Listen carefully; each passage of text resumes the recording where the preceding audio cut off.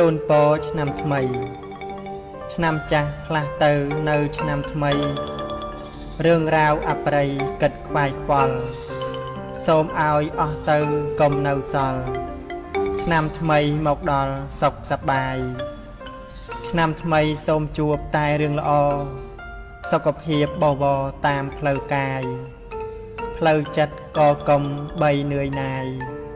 រោគាទាំងឡាយសូមឆ្ងាយទៅឆ្នាំថ្មីជោគជ័យរាល់ការងារសត្រូវនានារារាំងផ្លូវសូមឲ្យចេញឆ្ងាយកុំមាននៅទុកសោកម៉ោងសៅត្រូវរលាយប៉ុន្តែត្រូវរក្សាសិលចិត្តមិនម៉ោងសៅគិតរាយមាយធ្វើបុណ្យដាក់ទានដោយរីករាយទេវតាគេងាយនឹងរក្សា